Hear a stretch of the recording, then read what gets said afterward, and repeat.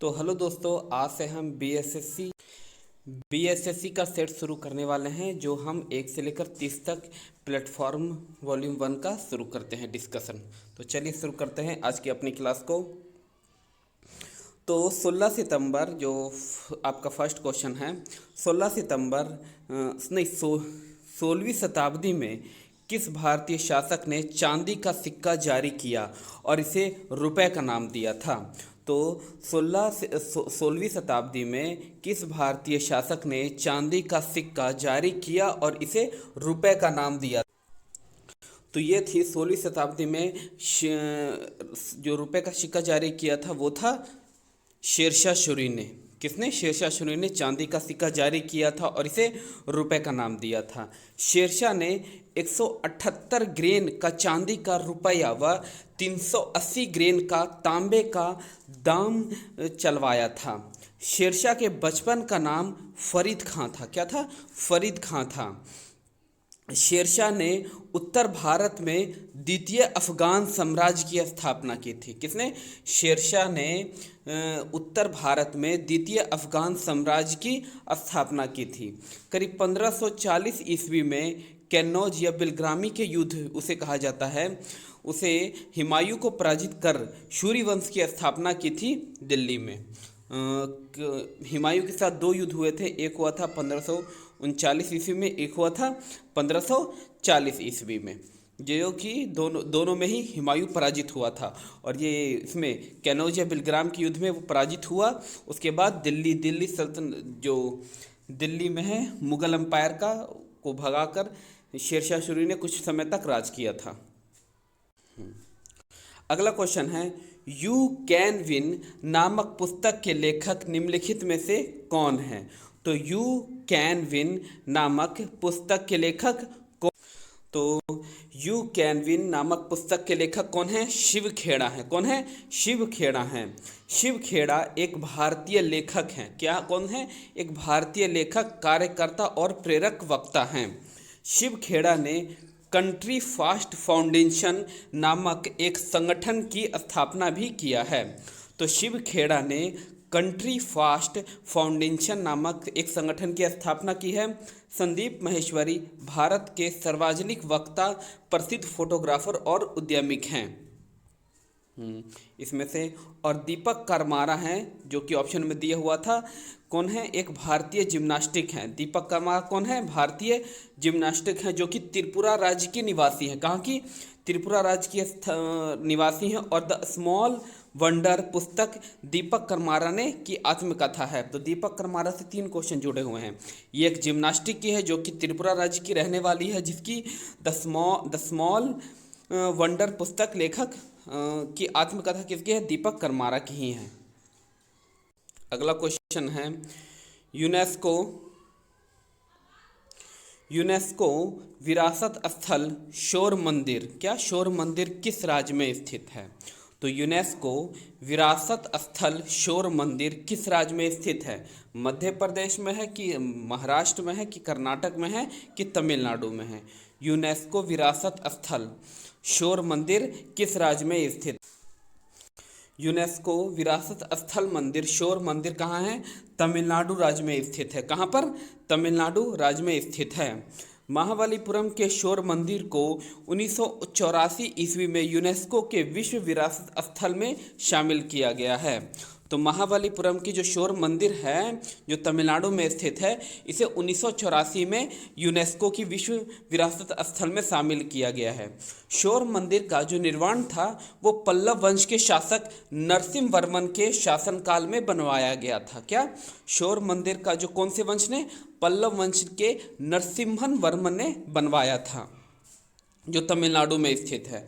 शोर मंदिर को रथ मंदिर या एकादश मंदिर के नाम से भी जाना जाता है। शोर मंदिर को रथ मंदिर या एकादशम मंदिर के नाम से भी जाना जाता है। शोर मंदिर में 8 रथ मंदिर है। शोर मंदिर में क्या है? 8 रथ मंदिर है। इसे सप्त पैगोंडा भी कहा जाता है। क्या? इसे सप्त पैगोंडा भी कहा जाता है। तो कहाँ पर हो जाएगा आपका? तमिलनाडु में इसका आंसर। चलिए अगला है, भारतीय संविधान केंद्र सरकार को कितने प्रकार की निधायक प्रदान करता है, निधियां प्रदान करता है? तो भारतीय संविधान केंद्र सरकार को क्या भारतीय संविधान केंद्र सरकार को कितने प्रकार की निधियां प्रदान करता है? तो भारतीय संविधान के केंद्र सरकार को 3 प्रकार की निधियां प्रदान करता है। भारतीय संविधान है जो केंद्र सरकार को 3 प्रकार की निधियां प्रदान करता है। और ये कौन कौन सी है निधियां? केंद्र सरकार को प्राप्त 3 प्रकार की निधियां। पहला है भारत का संचित निधि, दूसरा है भारत का लोक लेखा, तीसरा है भारत का आकस्मिकता निधि। तो 3 प्रकार की निधियां हैं, भारत का संचित निधि, भारत का लोक लेखा, भारत का आकस्मिकता निधि। यही 3 प्रकार की निधियां हैं। तो देखिए, भारतीय संविधान के अनुच्छेद 266 संचित निधि से संबंधित है। संचित निधि में सभी प्राप्तियां उधार ली जाती हैं और भुगतान जमा किए जाते हैं। ये किस में है? 266 संचित अनुच्छेद 266 संचित निधि से संबंधित है और यहाँ पर सभी प्राप्तियां उधार ली जाती हैं और भुगतान जमा किया जाता है। अगला है भारतीय संविधान के अनुच्छेद 266(2) लोक लेखा से संबंधित है। किसे? 266 का 2 जो कि लोक लेखा से संबंधित है। लोक लेखा में भविष्य निधि जमा, न्यायिक जमा, बचत बैंक जमा, विभागीय जमा आदि शामिल होते हैं। अगला है भारतीय संविधान के अनुच्छेद 267 आकस्मिकता निधि से संबंधित है। तो आकस्मिकता से कौन सा है? 267 है। आकस्मिकता निधि है जो कि राष्ट्रपति के अधिकार में रहता है। किसी भी आपदा के कारण ये उससे में से पैसा निकाल सकते हैं। आकस्मिकता निधि में समय समय पर आकस्मिक कार्य हेतु निधियां प्राप्त की जा सकती हैं। अगला क्वेश्चन है भारत में 8 आधारभूत उद्योगों की सूचकांक की गणना के लिए उपयोग किया जाता है क्या? तो निम्नलिखित में से किस उद्योग को भारत में 8 आधारभूत उद्योगों की सूचकांक की गणना के लिए उपयोग किया जाता है? तो रिफाइनरी उत्पादक उद्योग को भारत में 8 आधारभूत उद्योग के सूचकांक की गणना के लिए उपयोग किया जाता है। क्या? रिफाइनरी उत्पादक उद्योग को भारत में 8 आधारभूत उद्योगों के सूचकांक की गणना के लिए उपयोग किया जाता है। अब ICI क्या? ICI चयनांकित 8 कोर उद्योग में उत्पादन के सामूहिक और व्यक्तिगत प्रदर्शन को मापा जा सकता है। पहला 8 उद्योग में शामिल है कोयला, कच्चा तेल, प्राकृतिक गैस, रिफाइनरी उत्पादक, उर्वरक, इस्पात, सीमेंट, बिजली। ठीक है। अगला है 8 कोर उद्योग में अप्रैल 2021 के अनुसार सर्वाधिक भारांक रिफाइनरी उत्पादक 28.04% और बिजली का 19.85% का है। तो इसमें से कौन सा हो जाएगा? डी हो जाएगा।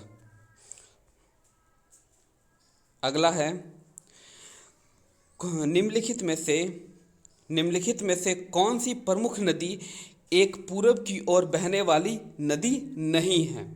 तो निम्नलिखित में से जो कौन सी नदी है जो एक पूरब की ओर नहीं बहती है? ठीक है। तो नर्मदा और ताप्ती नदी है जो कि अरब सागर में बहती है, जो कि कहाँ?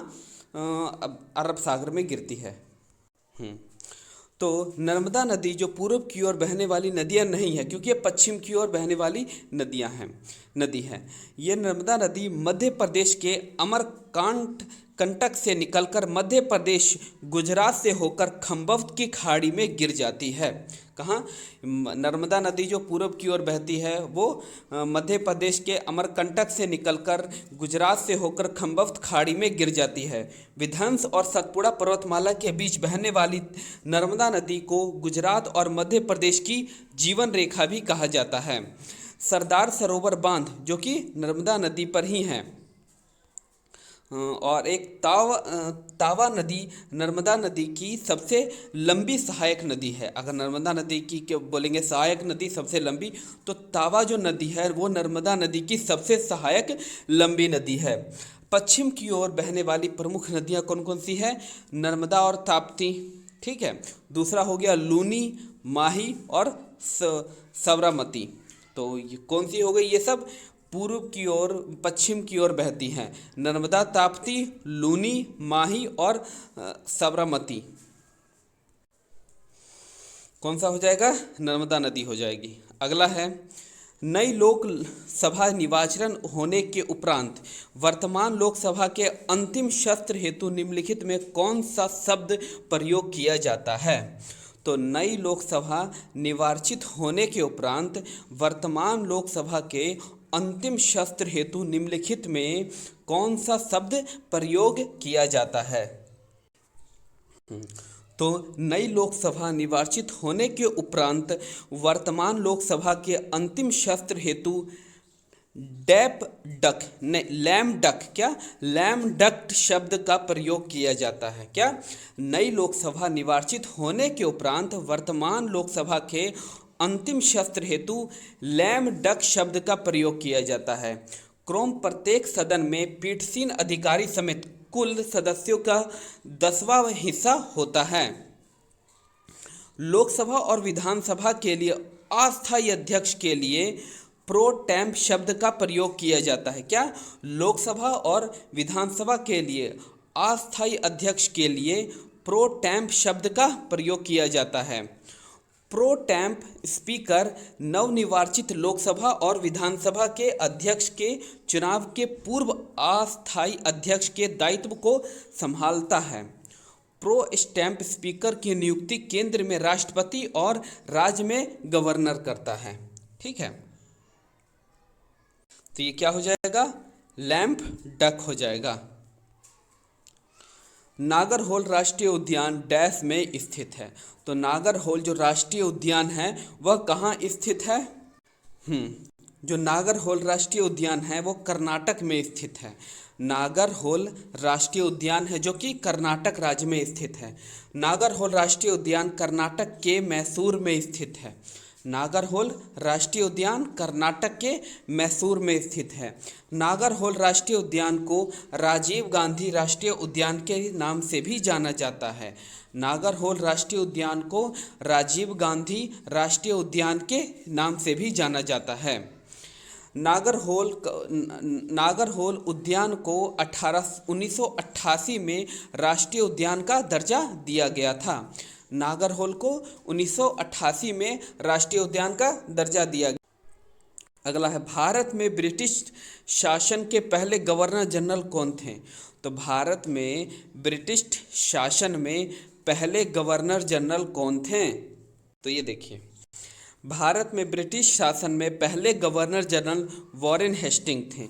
वॉरेन हेस्टिंग का कार्यकाल 1772 से 1784 और 85 ईस्वी तक चला था।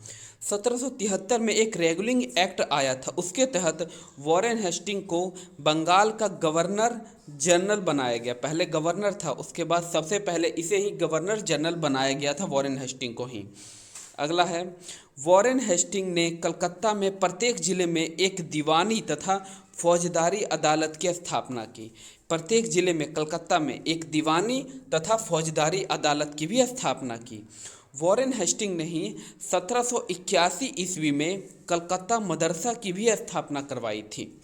वॉरेन हेस्टिंग ने 1781 ईस्वी में कलकत्ता में मदरसा की भी स्थापना करवाई थी और 1774 में उच्चतम न्यायालय की भी स्थापना कलकत्ता में ही हुआ था।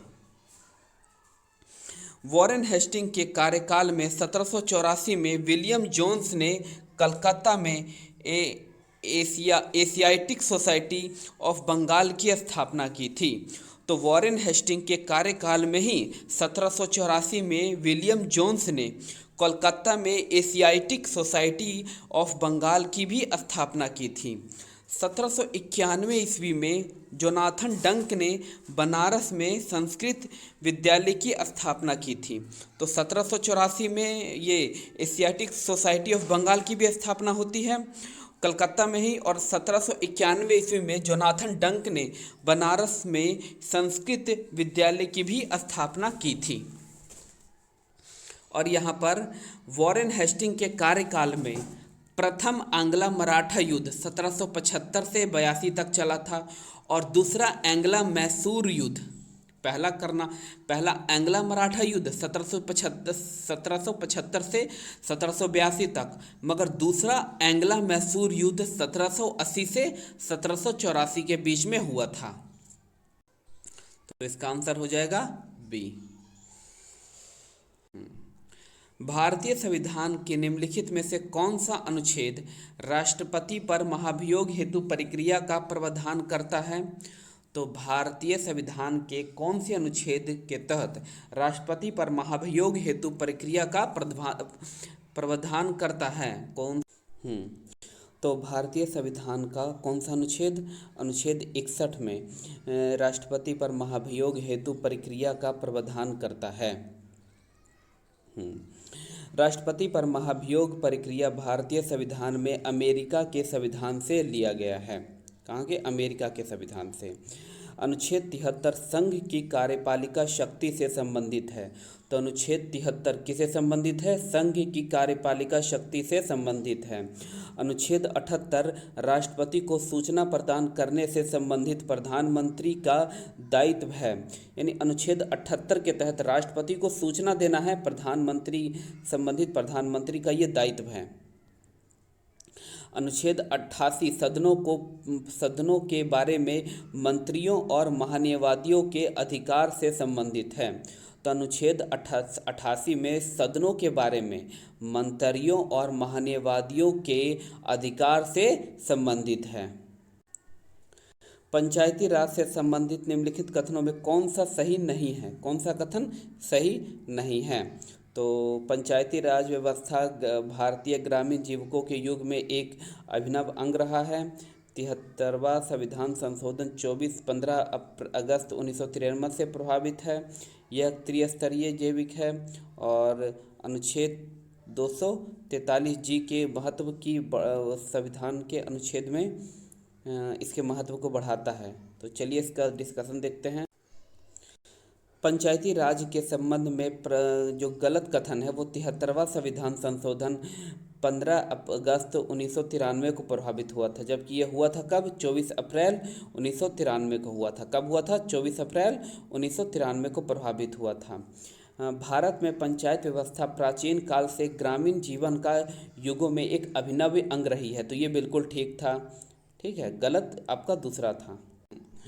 73वें संविधान संशोधन के तहत पंचायत को त्रिस्तरीय व्यवस्था अपनाई गई थी। भारतीय संविधान के अनुच्छेद 243(6) में पंचायतों की शक्तियों के प्राधिकारों एवं उत्तरदायित्व संबंधित प्रावधान है। तो 243 के 6 में क्या है? पंचायतों की शक्ति, प्राधिकार, उत्तरदायित्व संबंधित प्रावधान है जो पंचायतों के महत्व को बढ़ाता है। बिहार के गांवों तक वैज्ञानिक खेती को प्रभावित एवं गहरी पहुंच के लिए कौन सी योजना प्रारंभ किया गया था? तो बिहार के गांवों तक वैज्ञानिक खेती को प्रभावी एवं गहरी पहुंच के लिए कौन सी योजना प्रारंभ किया गया था? तो बिहार के गांवों तक वैज्ञानिक खेती को प्रभावित एवं गहरी पहुंच के लिए योजना है मेरा गांव मेरा गौरव। क्या? मेरा गांव मेरा गौरव प्रारंभ किया गया था और यह योजना 2015 में प्रारंभ किया गया था। इस योजना में देश के सभी कृषि विश्वविद्यालय एवं ICAR के सभी कृषि विशेषज्ञों को इसमें शामिल किया गया है। तो बिहार के गांवों तक वैज्ञानिक खेती को प्रभावी एवं गहरी पहुंच के लिए योजना मेरा गांव मेरा गौरव प्रारंभ किया गया था। इस योजना 2015 में प्रारंभ किया गया था और इस योजना में देश के सभी कृषि विश्वविद्यालयों एवं ICAR के सभी कृषि विशेषज्ञों को इसमें शामिल किया गया है। भारत दुनिया के कुछ भौगोलिक क्षेत्रफलों का कितना प्रतिशत भाग है? तो भारत दुनिया के कुल भौगोलिक क्षेत्रफल का कितना प्रतिशत भाग है? तो संपूर्ण पृथ्वी का जो है मतलब कि पूरे देश में जितने भूभाग हैं स्थल मार्ग, उसका भारत के पास कितना है, कितना परसेंट है? चलिए डिस्कशन देखते हैं। तो भारत के पास दुनिया का कुल भौगोलिक क्षेत्र लगभग 2% भाग है। अगर हम पूरा देखें सही से तो 2.42% है पूरे विश्व का क्षेत्रफल। भारत का जो क्षेत्रफल है 32,87,263 वर्ग किलोमीटर है, जो दुनिया का सबसे सातवां बड़ा देश है, जबकि जनसंख्या की दृष्टि से यह विश्व का सबसे बड़ा देश हो गया है। क्षेत्रफल की दृष्टि से भारत के सबसे बड़े देश को दुनिया के सबसे बड़े देश कौन हैं? भारत से। क्षेत्रफल की दृष्टि से भारत से बड़े 6 देश, सबसे पहला है रूस, दूसरा है कनाडा जो कि उत्तरी अमेरिका के कॉन्टिनेंट में आता है, संयुक्त राज्य अमेरिका हो गया, चीन हो गया, ब्राज़ील हो गया और ऑस्ट्रेलिया हो गया। 1 2 3 4 5 एक 6। भारत की जनसंख्या संपूर्ण विश्व की जनसंख्या का लगभग 17.5% है। कितना? 17.5% है पूरी विश्व की जनसंख्या का। टू लाइव पुस्तक के लेखक कौन हैं? तो टू लाइव्स पुस्तक के जो लेखक हैं वो कौन हैं? तो टू लाइव्स पुस्तक के लेखक हैं विक्रम सेठ। विक्रम सेठ एक भारतीय लेखक हैं। विक्रम सेठ के द्वारा कुछ महत्वपूर्ण पुस्तकें लिखी गई। द सुटेबल बॉय, सेनेट, एन इक्वल म्यूजिक आदि महत्वपूर्ण उपन्यास लिखी गई हैं।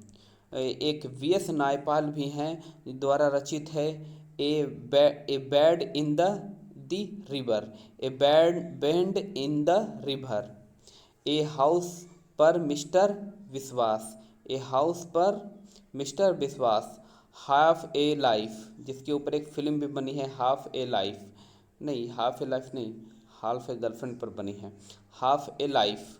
ठीक है। Magic seeds, an area of darkness, an era of darkness है इंग्लिश में, an era of darkness. Salman Rashid के द्वारा कुछ महत्वपूर्ण पुस्तकें द सेटेनेज वर्सेज, मिडनाइट चिल्ड्रन जो कि बहुत फेमस थी, शोम, क्या शोम। अरविंद अडगिया द्वारा द वाइट टाइगर, जिसके ऊपर प्रियंका चोपड़ा ने एक फिल्म भी बनाई है और राजकुमार राव भी है इसमें, और सिलेक्शन डे, क्या सिलेक्शन डे। तो कुछ महत्वपूर्ण लेखकों द्वारा कुछ महत्वपूर्ण पुस्तकें थी। तो इसका हो जाएगा आपका कौन सा? विक्रम सेठ डी, इसका 2 हो जाएगा। ठीक है। तो द लाइव्स पुस्तक के लेखक कौन है? विक्रम सेठ। हाँ। अफ्रीका देश जाम्बिया की राजधानी क्या है? तो जाम्बिया की राजधानी क्या होगी? इसकी राजधानी शायद हरारे होगी, नहीं, जाम्बिया की जो राजधानी है वो लुसाका है, सॉरी। जाम्बिया की राजधानी क्या है? लुसाका है। हरारे है जिम्बाब्वे की राजधानी, जिम्बाब्वे की राजधानी हरारे है। डकार है सेनेगल देश की राजधानी, डकार क्या है? सेनेगल देश की राजधानी। बमाको है माली देश की राजधानी, क्या है? बमाको। तो अब जाम्बिया की राजधानी है लुसाका, जिम्बाब्वे की हरारे, सेनेगल की डकार और माली की बमाको है। तो यहाँ पर क्या हो जाएगा? अफ्रीका देश जाम्बिया की राजधानी है लुसाका हो जाएगा। कौन सी? लुसाका हो जाएगी। अगला है उस संख्या का चयन कीजिए जो निम्नलिखित श्रेणी में प्रश्न चिन्ह के स्थान पर आता है। ठीक है। तो देखिए इसको सॉल्व करना है। हाँ, तो ये देखिए इसका जो सॉल्यूशन है, 24 को 3 बार मल्टीप्लाई किया गया है, फिर 2 माइनस कर दिया गया है। ठीक है, 17 आ जाएगा। फिर 17 को 3 बार मल्टीप्लाई किया गया है, फिर 2 माइनस कर दिया गया है, 208 आ जाएगा। यहाँ से फिर 3 बार मल्टीप्लाई करना है और 2 माइनस हो जाएगा। ऐसे आपका 3 मल्टीप्लाई और 2 माइनस सीरीज है। तो इसका आंसर आपका हो जाएगा ये वाला। कौन सा? इसका आंसर हो जाएगा बी। अगला है इस स्थान पर क्या आएगा। ठीक है, तो चलिए इसका हम डिस्कशन देखते हैं, सॉल्व करते हैं इसका। तो देखिए इसमें दिया गया है कि प्रत्येक बॉक्स में लगातार 2 प्राकृतिक संख्या लिखी गई है, 1 2 3 4 5 6 7 8 9 10 11 12। तो चलिए हम अपना हाँ, तो यहाँ पर है जैसे कि 1 2 3 4 5 6 7 8 9 10, क्या 9 10 फिर 11 12, स्प्लिट करके हम 11 12 देख सकते हैं, ठीक है ना। उसी तरीके से ही सब लिखा गया है, 1 2 3 4 5 6 7 8 9 10 11 12। तो इसका आंसर क्या हो जाएगा? 9 10, डी। अगला क्वेश्चन है, उस विकल्प का चयन कीजिए जिसे तीसरे शब्द से संबंधित है जो कि दूसरे से। उत्तर प्रदेश की राजधानी लखनऊ, छत्तीसगढ़ की राजधानी रायपुर। छत्तीसगढ़ की राजधानी क्या हो जाएगी? रायपुर हो जाएगी। अगला है, 24 विद्यार्थी एक पंक्ति में बैठे हैं। एफ दाएं छोर से 17वां है और आर बाएं छोर से 19वां है। अगर एफ और आर के बीच कितने विद्यार्थी बैठे हैं?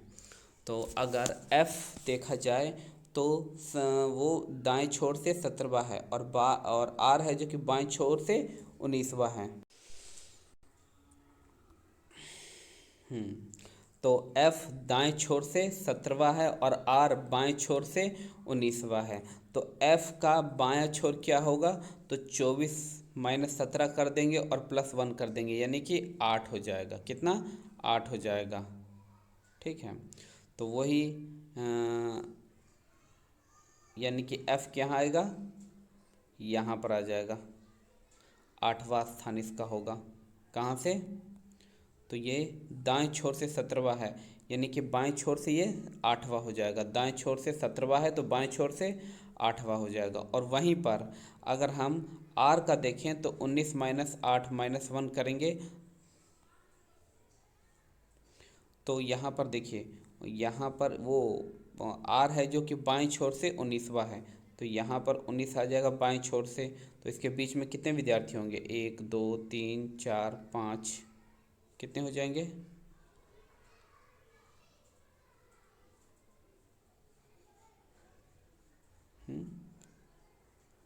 इन दोनों के मध्य कितने बैठे हैं? तो इन दोनों के मध्य तो ये अगर इधर से देखें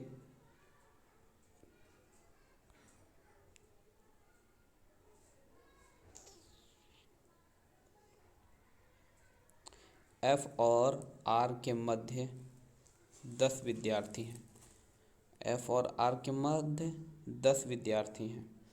तो स्पष्ट है कि एफ और आर के मध्य कितने हैं? 10 विद्यार्थी हैं। कितने? 10 विद्यार्थी। तो अगला क्वेश्चन है, किसी विशेष कूट भाषा में स्टाइल को JBGCA लिखा है तो उसी कूट भाषा में HOUND हाउंड को किस प्रकार लिखा जाएगा? तो चलिए इसका डिस्कशन देख। हाँ, ये देखिए बीच बीच में दो दो स्टूडेंट इसने बैठा दिया है, ठीक है ना। तो इसीलिए कितना हो गया? 5 हो गया, तो 5 दूनी 10 हो गया, ठीक है। यहाँ पर दो दो स्टूडेंट बैठा हुआ है।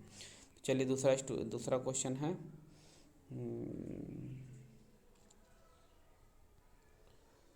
हाँ, एस जो कि कितना है? एस को जे लिखते हैं, टी को बी लिखते हैं, वाई को जी लिखते हैं, एल को सी लिखते हैं और ई को ई ही लिखा है हमने। यानी कि उन दोनों के जो भी डिजिट हैं उनको सम करके हमने लिख दिया है। उसी प्रकार से HOUND को हम लिखेंगे, 8 को 80 होगा, O का 6 हो जाएगा, U का 3 हो जाएगा, N का E हो जाएगा और D का 4 ही होगा। तो HEHFCED हो जाएगा।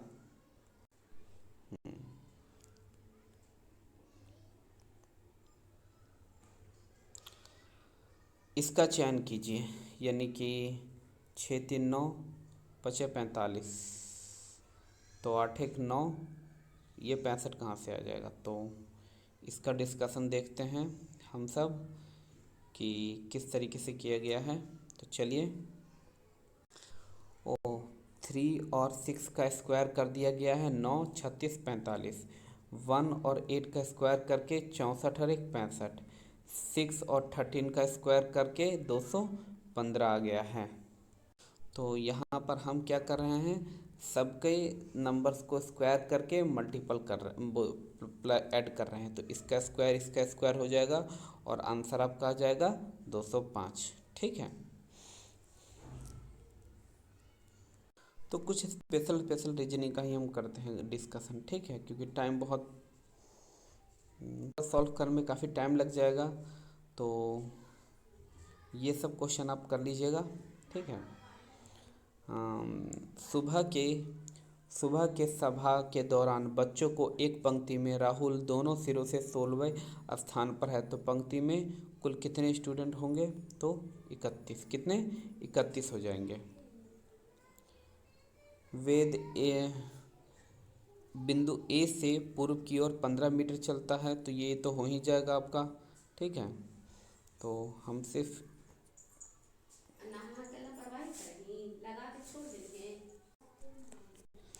तो चलिए अब जेके का हम अपना क्वेश्चन डिस्कशन करते हैं। ऊंचे भवनों के शिखर पर लगे खतरे के संकेत लाल वर्ण के होते हैं।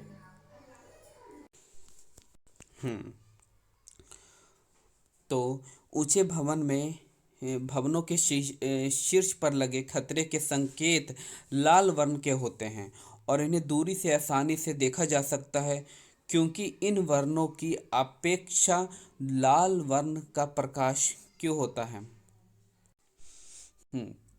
तो ऊंचे भवनों के शीर्षक पर लगे खतरे के संकेत लाल वर्ण के होते हैं और इन्हें दूरी से आसानी से देखा जा सकता है, क्योंकि अन्य वर्णों की अपेक्षा लाल वर्ण का प्रकाश धुएं तथा कोहरे द्वारा न्यूनतम प्रकीर्णित करता है। तो यहाँ पर फॉर्मूला है प्रकाश का प्रकीर्णन बटा में तरंग दैर्घ्य की पावर 4, यानी जितना ज़्यादा आपका क्या होगा, यहाँ पर जितना क्वांटिटी बढ़ाएंगे उतना ही कम प्रकीर्णन होगा। जिस रंग का तरंग दैर्घ्य जितना अधिक होता है उसका प्रकीर्णन उतना ही कम होता है। बैगनी रंग का प्रकीर्णन सर्वाधिक जबकि लाल रंग का सबसे कम होता है। अगला है आकाश का रंग नीला तथा समुद्र का रंग नीला दिखना प्रकीर्णन के कारण ही होता है। विकल्पों में उल्लेखित तथ्य में से कौन सा गुरुत्वाकर्षण से सार्वभौमिक नियम द्वारा समझाया नहीं गया है? तो ग्रहों के चारों ओर सूर्य की गति, पृथ्वी के चारों ओर चंद्रमा की गति, चंद्रमा और सूर्य के कारण ज्वार भाट, वह बल जो हमें धरती को बांधे रखता है। तो गुरुत्वाकर्षण के सार्वभौमिक नियम द्वारा हमें नहीं समझाया गया है, तो यह है ग्रहों के चारों ओर पृथ्वी की गति गुरुत्वाकर्षण के सार्वभौमिक नियम द्वारा समझाया नहीं गया है। तो ग्रहों के चारों ओर सूर्य की गति गुरुत्वाकर्षण के सार्वभौमिक नियम द्वारा नहीं समझाया गया है। न्यूटन का गुरुत्वाकर्षण नियम यह बताता है कि ब्रह्मांड में किन्हीं दो पिंडों के मध्य कार्य करने वाला आकर्षण बल उनके द्रव्यमान के गुणनफल के समानुपाती तथा उनकी दूरी के व्युत्क्रमानुपाती होता है, जो F=m1 इंटू m2 है और उसका जो F=1/r² है, जहाँ पर F=g(m1 m2 बटे में r² होता है। g एक सार्वत्रिक गुरुत्वाकर्षण नियतांक कहते हैं जिनका मान 6.67 इंटू 10⁻11 न्यूटन मीटर स्क्वायर बटे में kg² होता है। गुरुत्व बल के कारण ही पृथ्वी की सतह से मुक्त रूप से फेंकी गई वस्तु वापस पृथ्वी की सतह पर आ गिरती है। पृथ्वी के गुरुत्व के कारण पृथ्वी पर वायुमंडल उपस्थित है। तो पृथ्वी के गुरुत्व के कारण ही पृथ्वी पर क्या है? वायुमंडल उपस्थित है। अगला क्वेश्चन है कौन सा वोल्टता को निरूपित करता है? तो ये हो जाएगा ए, किया गया कार्य बटे में विद्युत धारा इंटू में समय। अगला क्वेश्चन है गुणसूत्र जिसमें गुणसूत्र बिंदु अनुपस्थित होता है कहलाते हैं। तो गुणसूत्र जिसमें गुणसूत्र बिंदु अनुपस्थित होता है वो क्या कहलाते हैं? गुणसूत्र जिसमें गुणसूत्र बिंदु अनुपस्थित होता है उसे एसेंट्रिक कहलाते हैं। क्या कहते हैं? एसेंट्रिक कहते हैं। हाँ, तो गुणसूत्र किसी एक किनारे पर हो तो टेलोसेंट्रिक कहते हैं। तो गुणसूत्र किसी एक किनारे पर हो उसे क्या कहते हैं?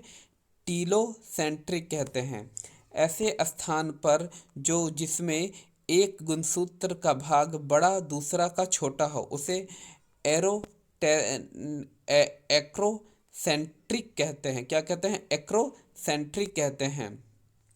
और ऐसा स्थान पर जो जहाँ गुणसूत्र दो भागों में विभाजित हो उसे मेटासेंट्रिक कहते हैं। क्या कहते हैं? मेटासेंट्रिक कहते हैं। तो गुणसूत्र किसी एक किनारे पर हो उसे टेलोसेंट्रिक कहते हैं। ऐसे स्थान पर हो जिसमें एक गुणसूत्र का भाग बड़ा दूसरा का छोटा हो उसे एक्रोसेंट्रिक कहते हैं। और ऐसा स्थान पर जो हो जहाँ गुणसूत्र दो भागों में विभाजित हो उसे मेटासेंट्रिक कहते हैं।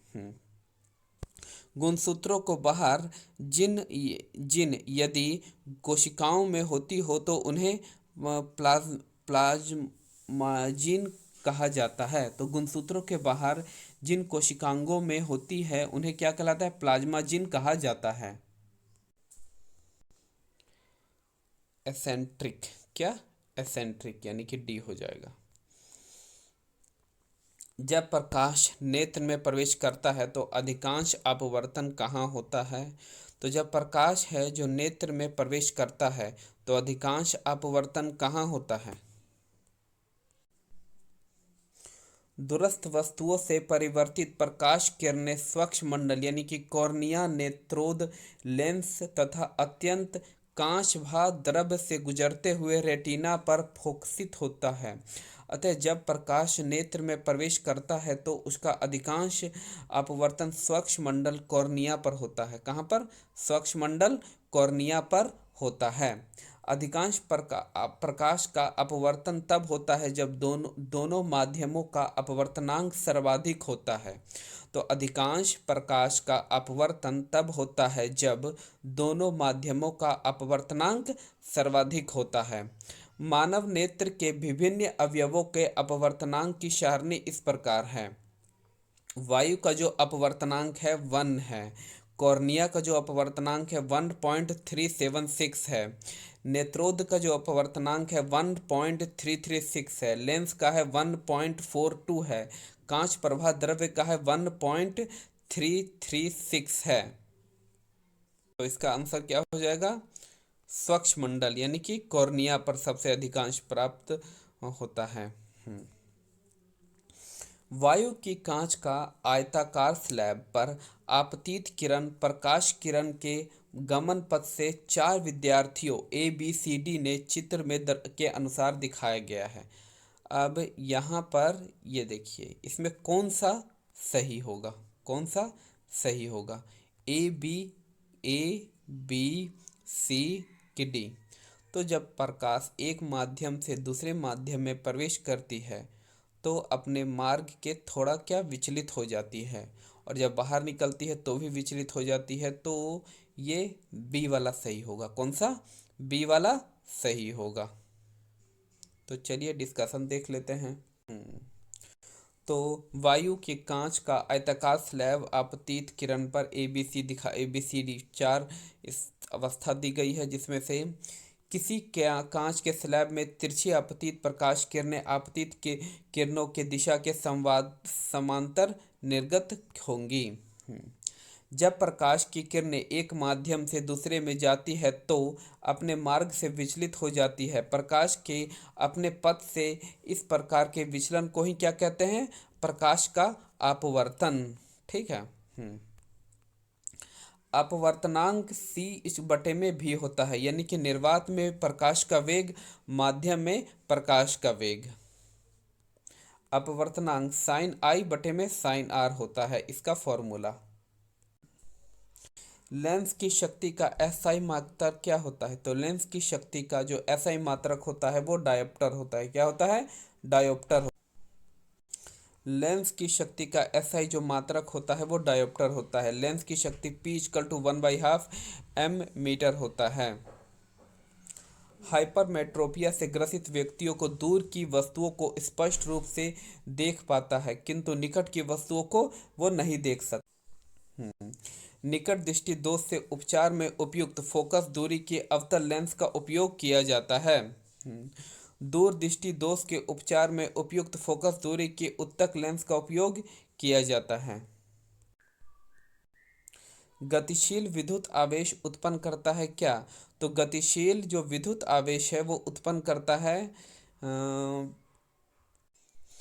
गतिशील विद्युत आवेश विद्युत तथा चुंबकीय क्षेत्र दोनों उत्पन्न करता है। तो गतिशील विद्युत आवेश विद्युत तथा चुंबकीय क्षेत्र दोनों उत्पन्न करता। तो गतिशील विद्युतीय आवेश विद्युत तथा चुंबकीय क्षेत्र दोनों उत्पन्न करता है।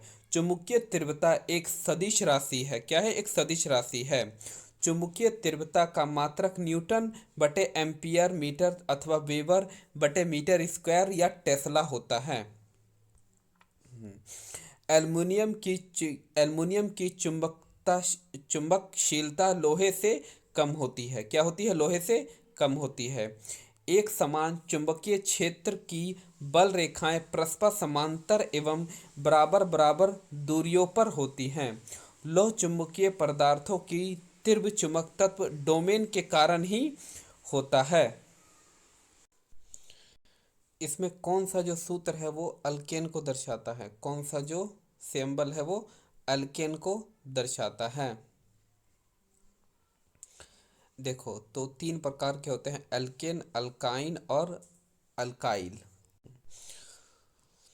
तो सिंगल बॉन्ड होता है वो अल्केन होता है, डबल बॉन्ड अल्कीन होता है और ट्रिपल बॉन्ड अल्काइल होता है। ठीक है, तो इसका फॉर्मूला है अल्केन का सामान्य सूत्र CnH2n+2 होता है। मीथेन, एथेन, प्रोपेन, ब्यूटेन आदि एल्केन के ही प्रमुख उदाहरण हैं। अल्कीन श्रेणी का सामान्य सूत्र CnH2n होता है। इथाइन का सूत्र CnH2n-2 होता है। एल्कीन डबल बाउंड एल्कीन को दर्शाता है तथा ट्रिपल बाउंड एल्काइन को दर्शाता है। शेरशाह सूरी और हुमायूं के बीच कन्नौज का युद्ध कब लड़ा गया था? तो शेरशाह सूरी और हुमायूं के बीच अभी हमने पढ़ा था 1540 में लड़ा गया था। कब? 1540 में लड़ा गया था। शेरशाह सूरी तथा हुमायूं के बीच कन्नौज का युद्ध 1540 ईस्वी में लड़ा गया था। कन्नौज या बिलग्राम के युद्ध में हुमायूं को पराजित हुआ था। फिर हुमायूं ने 1555 ईस्वी में माछीवाड़ा और सरहिंद के युद्ध में, कहाँ से? माछीवाड़ा और सरहिंद के युद्ध में सिकंदर सूरी को पराजित कर दिल्ली की गद्दी पर पुनः अधिकार कर लिया था। शेरशाह सूरी ने 1540 ईस्वी में सूरी साम्राज्य की स्थापना की थी और शेरशाह सूरी स्थापित सूरी साम्राज्य द्वितीय अफगान वंशीय था और जो प्रथम था वो लोदी था। प्रथम अफगान वंशीय जो कि किसमें सल्तनत काल में आता था वो लोदी वंश था। शेरशाह जो 1540 से 45 तक ही शासन किया था। शेरशाह की मृत्यु 22 मई 1545 ईस्वी को कलिंजर के किले को जीतने के क्रम में हो गई थी। तो शेरशाह सूरी की मृत्यु कब हो गई थी? 22 मई 1545 ईस्वी को कलिंजर के किले को जीतने के क्रम में हो गई थी। राष्ट्रीय ऊर्जा संरक्षण दिवस कब मनाया जाता है? तो राष्ट्रीय ऊर्जा संरक्षण दिवस कब मनाया जाता है? तो राष्ट्रीय ऊर्जा मंत्रालय के अधीन ब्यूरो ऑफ एनर्जी एफिशिएंसी द्वारा हर साल 14 दिसंबर को देश भर में राष्ट्रीय ऊर्जा संरक्षण दिवस मनाया जाता है। 14 मई को विश्व प्रवासी दिवस भी मनाया जाता है। 14 मई को विश्व प्रवासी दिवस मनाया जाता है। विश्व स्वास्थ्य सभा द्वारा 17 सितंबर को विश्व रोगी सुरक्षा दिवस मनाया जाता है। तो 14 दिसंबर को राष्ट्रीय ऊर्जा संरक्षण दिवस, 14 मई को विश्व प्रवासी दिवस, 17 सितंबर को विश्व रोगी सुरक्षा दिवस, 27 सितंबर को विश्व पर्यटन दिवस के रूप में मनाया जाता है, 15 मई को विश्व परिवार दिवस के रूप में मनाया जाता है और 16 दिसंबर को विजय दिवस कारगिल विजय दिवस के रूप में मनाया जाता है। 3 अक्टूबर को विश्व प्राकृतिक दिवस मनाया जाता है। 3 अक्टूबर को विश्व प्राकृतिक दिवस मनाया जाता है। दुनिया की एकमात्र समुद्र का नाम बताइए जिसके पास भूमि सीमा नहीं है। तो दुनिया का एकमात्र समुद्र का नाम बताइए जिसके पास भूमि सीमा नहीं है। तो ये है दुनिया का एकमात्र समुद्र सागर सरगोस सरगोस सागर, क्या सरगोस सागर है जिसके पास भूमि सीमा नहीं है। तो दुनिया का एकमात्र समुद्र है सरगोस सागर जिसके पास भूमि सीमा नहीं है। सरगोस सागर उत्तरी अटलांटिक महासागर में 20 डिग्री से 40 डिग्री उत्तरी अक्षांश के मध्य स्थित है। तो सरगोस सागर उत्तरी अटलांटिक महासागर में 20 डिग्री से 40 डिग्री उत्तरी अक्षांशों के मध्य स्थित है। सरगोस सागर के चारों ओर महासागरीय जलधाराएं प्रभावित होती हैं। तो सरगोस सागर के चारों ओर महासागरीय जलधाराएं प्रभावित होती है। यह गल्फ स्ट्रीम महासागरीय जलधारा, कैनरी महासागरीय जलधाराओं तथा उत्तरी विषुवतीय रेखीय जलधाराओं के बीच स्थित एक शांत जल का क्षेत्र है। इसके तट पर एक मोटी तथा जड़ रहित समुद्री घास तैरती है जिसे पुर्तगाल भाषा में सारगोसम कहते हैं। जिसे पुर्तगाल भाषा में क्या कहते हैं? सारगोसम कहते हैं। इसी घास के ऊपर उस समुद्र का नाम सरगोस समुद्र पड़ा है। सरगोस सागर को सर्वप्रथम स्पेन के नागरिकों ने देखा था। तो सरगोस सागर को सर्वप्रथम स्पेन के नागरिकों ने क्या देखा था? सीमांत गांधी के नाम से कौन जाने जाते हैं? तो ये सीमांत गांधी के नाम से खान अब्दुल गफ्फार खान जाने जाते हैं। तो खान अब्दुल गफ्फार खान को सीमांत गांधी के नाम से भी जाना जाता है। गफ्फार खान भारत रत्न पाने वाले पहले गैर भारतीय थे। क्या? गफ्फार खान भारत रत्न पाने वाले पहले गैर भारतीय थे। उत्तरी पश्चिमी सीमा प्रांत में सविनय अवज्ञा आंदोलन के नेतृत्व खान अब्दुल गफ्फार खान ने किया था। क्या? उत्तरी पश्चिमी सीमांत प्रांत में सविनय अवज्ञा आंदोलन का नेतृत्व किसने किया था? खान अब्दुल गफ्फार खान ने किया था। खान अब्दुल गफ्फार खान की संस्था खुदाई खमितगार की स्थापना 1929 ईस्वी में द्वारा की गई थी। लाल कुर्ती आंदोलन प्रारंभ किया था। स्थापना खुदाई खमितगार की स्थापना 1929 में हुई थी। इसी के द्वारा लाल कुर्ती आंदोलन प्रारंभ किया गया था। खान अब्दुल गफ्फार खान ने फ़ख-ए-अफ़गाना यानी कि बादशाह खान, बच्चा खान के नाम से भी जाना जाता है। खान अब्दुल गफ्फार को फ़ख-ए-अफ़गाना या बादशाह खान या बादशाह खान के नाम से भी जाना जाता है। खान अब्दुल गफ्फार को पख्तून तथा पख्तून तथा 10 रोज़ा नामक पत्रिका निकाला था। तो खान अब्दुल गफ्फार ने पख्तून तथा 10 रोज़ा नामक पत्रिका भी निकाला था। खान अब्दुल गफ्फार खान ने 1946 से 47 ईस्वी में पख्तूनिस्तान की मांग को लेकर सक्रिय आंदोलन किया था। तो खान अब्दुल गफ्फार खान ने 1946 से 47 में पख्तूनिस्तान की मांग को लेकर सक्रिय आंदोलन किया था। दक्षिणी अमेरिका के अर्जेंटीना एवं उरुग्वे में विस्तृत घास के मैदानों को जाना जाता है किसके नाम से? तो दक्षिणी अमेरिका के अर्जेंटीना एवं उरुग्वे में विस्तृत घास के मैदानों को जाना जाता है। दक्षिणी अमेरिका के अर्जेंटीना एवं उरुग्वे में विस्तृत घास के मैदानों को पंपस के नाम से जाना जाता है। तो दक्षिणी अमेरिका के अर्जेंटीना एवं उरुग्वे में विस्तृत घास के मैदानों को पंपस के नाम से जाना जाता है। यह परागन एवं पराग्वे के मैदान जो कि ब्राज़ील के पठारों के दक्षिणी में स्थित है, इसे लाटा के मैदान भी कहते हैं। क्या कहते हैं? इसे लाटा के मैदान भी कहते हैं। इसे मैदान के निर्माण में परागन तथा पराग्वे एवं उनकी सहायक नदियों का योगदान है। यह मैदान समतल और उपजाऊ तथा शीतोष्ण घास के मैदान पाए जाते हैं। वेल्स दक्षिणी अमेरिका में शीतोष्ण घास के मैदानों को कहा जाता है।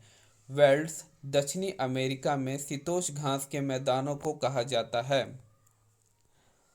सावना उष्णकटिबंधीय घास के मैदान का नाम अफ्रीका महादेश में स्थित है। सावना उष्णकटिबंधीय घास के मैदान का नाम अफ्रीका महादेश में स्थित है। प्रेरी उत्तरी अमेरिका में शीतोष्ण घास के मैदान है जो कि गेहूं उत्पादन के लिए विख्यात हैं। तो प्रेरी उत्तरी अमेरिका में शीतोष्ण घास के मैदान है जो कि गेहूं उत्पादन के लिए विख्यात हैं। पंपस के मैदान फर्स्ट है, ठीक है। लैटिन अमेरिका के निम्नलिखित में से किस देश में जनसंख्या का घनत्व निम्न है? तो लैटिन अमेरिका के किस देश में जनसंख्या का घनत्व निम्न है? लैटिन अमेरिका में दिए गए देशों में न्यूनतम जनसंख्या घनत्व ब्राजील है। यह लगभग 25.06 प्रति व्यक्ति वर्ग किलोमीटर में पाया जाता है। कोलंबिया की जनसंख्या घनत्व लगभग 40 व्यक्ति प्रति वर्ग किलोमीटर है। इक्वाडोर की जनसंख्या घनत्व 71 व्यक्ति वर्ग प्रति किलोमीटर है। वेनेजुएला की जनसंख्या घनत्व लगभग 32 व्यक्ति प्रति वर्ग किलोमीटर है। विश्व का सर्वाधिक जनसंख्या घनत्व वाला देशों में मोनाको है, जिसकी जनसंख्या 26,153 वर्ग किलोमीटर है। विश्व का सर्वाधिक जनसंख्या घनत्व वाला देश कौन सा है? मोनाको है, जिसकी जनसंख्या घनत्व 26,153 व्यक्ति वर्ग किलोमीटर है। और विश्व का सबसे कम जनसंख्या घनत्व वाला देश मंगोलिया है। यहाँ 1.914 व्यक्ति प्रति वर्ग किलोमीटर निवास करते हैं। यानी सबसे ज़्यादा मोनाको है और सबसे कम मंगोलिया है।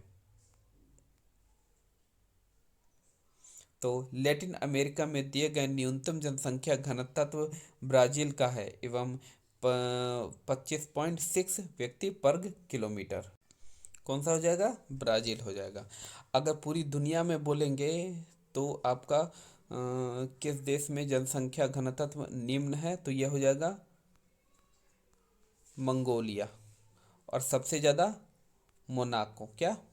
नाको, मोनाको। 1857 तक डैश भारत के मुगलों सम्राटों का लगभग 200 वर्षों तक निवास स्थान रह चुका था। तो 1857 तक डैश भारत के मुगलों सम्राटों का लगभग 200 वर्ष तक निवास स्थान रह चुका था। कौन सा? लाल किला, आगरा का लाल किला, जहांगीर महल या परी महल, कौन सा इसमें से होगा? तो 1857 तक लाल किला भारत के मुगल सम्राटों का लगभग 200 वर्षों तक निवास स्थान रह चुका था। क्या? लाल किला। दिल्ली लाल किला का निर्माण मुगल बादशाह शाहजहां ने करवाया था। क्या? शाहजहां ने करवाया था। शाहजहां ने 1638 ईस्वी में अपनी राजधानी आगरा से दिल्ली लाने के लिए यमुना नदी पर शाहजहानाबाद की नींव डाली थी। तो शाहजहां ने 1938 ईस्वी में अपनी राजधानी आगरा से दिल्ली लाने के लिए यमुना नदी पर शाहजहानाबाद की नींव डाली थी। दिल्ली लाल किले में शाहजहां से लेकर अंतिम मुगल बादशाह बहादुर शाह जफर द्वितीय तक निवास किया था। तो दिल्ली लाल किले में शाहजहां से लेकर अंतिम मुगल बादशाह बहादुर शाह जफर द्वितीय तक निवास किया था। शाहजहां का शासनकाल 1628 से 1658 ईस्वी तक शासन था। तो शाहजहां का शासनकाल 1628 से 1658 ईस्वी तक शासन था। लाल किला इसका आंसर हो जाएगा। अगला है, जनता द्वारा मुद्रा के रूप में अपने पास रखे गए धन और उसके द्वारा बैंक जमा धन के अनुपात को क्या कहते हैं? तो जनता द्वारा मुद्रा के रूप में अपने पास रखे गए धन और उसके द्वारा बैंक जमा धन के अनुपात को क्या कहते हैं? जनता द्वारा हम्म, जनता द्वारा मुद्रा के रूप में अपने पास रखे गए धन और उसके द्वारा बैंक जमा धन के अनुपात को मुद्रा जमा अनुपात कहते हैं। क्या कहते हैं? मुद्रा जमा अनुपात। तो जनता द्वारा मुद्रा के रूप में अपने पास रखे गए धन और उसके द्वारा बैंक जमा धन के अनुपात को मुद्रा जमा अनुपात कहते हैं। तो मुद्रा जमा अनुपात में वृद्धि से धन गुणांक प्रभाव में कमी आती है। पहला तो ये। दूसरा, केंद्रीय बैंक द्वारा निर्धारित आरक्षित अनुपात एक वर्षीय बैंक की जमा राशि का प्रतिशत है, जिसे बड़े पैमाने पर ग्राहक निकासी के मामले में आरक्षित रूप से नकद रखना होता है। SLR RBI द्वारा निर्धारित वर्जीय बैंकों को ग्राहकों को ऋण प्रदान करने से पूर्व स्वर्ण भंडार सरकार द्वारा अनुमोदित प्रभूतियों आदि के रूप में सुरक्षित रखना होता है। और CRR शुद्ध मांग और सर्वाधिक देयताओं के हिस्से को संदर्भित करता है, जिसे बैंक को RBI के पास बैलेंस के रूप में रखना होता है।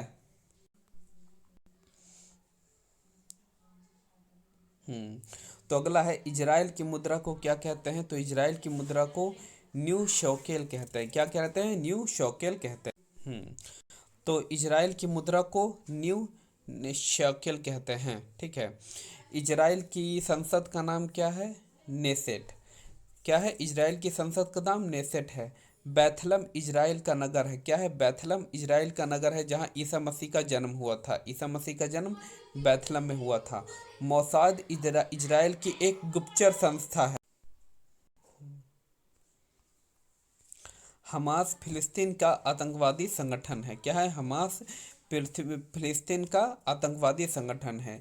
यरूशलेम शहर यहूदी, ईसाई और मुसलमान तीनों के लिए पवित्र भूमि है। यरूशलेम शहर क्या है? यहूदी, ईसाई और मुसलमान तीनों के लिए ये पवित्र भूमि है। इजराइल की स्थापना 14 मई 1948 को फिलिस्तीन के विभाजन के फलस्वरूप की गई थी। तो इजराइल की मुद्रा को हम क्या कहते हैं? न्यू शाकेल कहते हैं। जहाँ की संसद का नाम है नेसेट। बैथलम इजराइल का एक नगर है। इसकी गुप्तचर संस्था है मोसाद। हमास फिलिस्तीन का आतंकवादी संगठन है। यरूशलेम तीनों धर्मों के लिए बहुत पवित्र भूमि है और इसकी स्थापना 14 मई 1948 ईस्वी को फिलिस्तीन का विभाजन के स्वरूप हुई थी। तो क्या हो जाएगा? ए हो जाएगा। इसका भी ए ये था। ठीक है। कपास के संदर्भ में कौन सा कथन सही नहीं है? तो आपको सही नहीं ढूंढना है। तो भारत में छोटे रेशे वाले कपास के सर्वाधिक उत्पादन होता है। भारत में गुजरात राज्य प्रमुख कपास उत्पादन में राज्यों में एक है। कपास की खेती के लिए 50 से 100 वर्ष सेमी आर्द्र रहती है और इसकी पैदावार उपोष्ण तथा उष्णकटिबंधीय जलवायु प्रदेशों में होती है। तो इसमें कौन सा सही है? तो कथन एक सही नहीं है, क्योंकि भारत में छोटे रेशे वाली कपास के सर्वाधिक उत्पादन होता है, क्योंकि ये गलत हो जाएगा। भारत में कपास के कुल क्षेत्रफल 17% छोटे रेशे वाले, 44% मध्य रेशे वाले और 39% लंबे रेशे वाले के अंतर्गत आते हैं। यानी कि सबसे ज़्यादा जो होता है मध्य रेशे वाले होते हैं और उससे ज़्यादा लंबे वाले 39% और सबसे कम 17% छोटे रेशे वाले होते हैं। भारत में कपास के कुल उत्पादक का लगभग 16% छोटी और 43% मध्य वाली और 41% लंबे रेशे वाले कपास का उत्पादन भी होता है।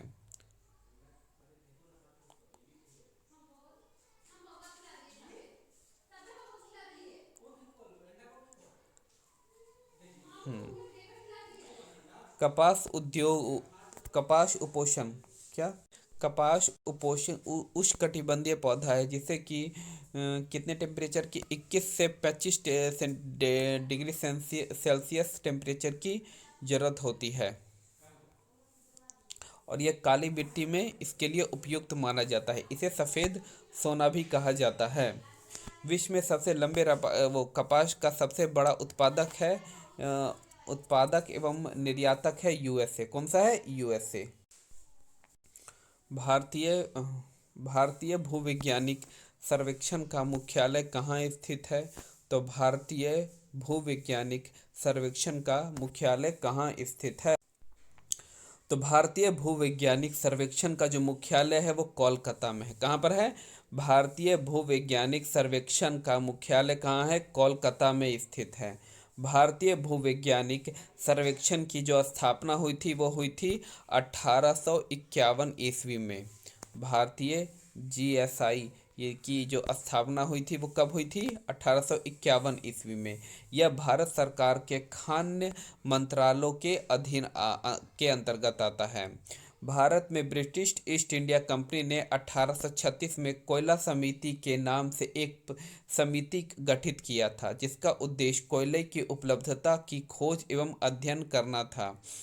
1848 से 1851 के बीच sir Thomas old Oldham sir Thomas Oldham ने इस विभाग का कार्यक्षेत्र को विस्तृत किया था। भूगर्भीय सर्वेक्षण विभाग द्वारा 2 अनुरक्षित भूगर्भीय उद्यान, एक है सुकेतिक जीवाश्म उद्यान जो कि हिमाचल प्रदेश तथा दूसरा है नेहरू जूलॉजिकल पार्क हैदराबाद तेलंगाना में है। तो भूगर्भीय सर्वेक्षण विभाग द्वारा 2 अनुरक्षित भूगर्भीय उद्यान है। पहला है सुकेती जीवाश्म उद्यान जो हिमाचल प्रदेश में है, दूसरा है नेहरू जियोलॉजिकल पार्क हैदराबाद में है जो कि तेलंगाना में स्थित है। निम्नलिखित में से कौन सी नृत्य शैली राजस्थान से संबंधित नहीं है? राजस्थान से संबंधित नहीं है, कौन सी है ये? ठीक है,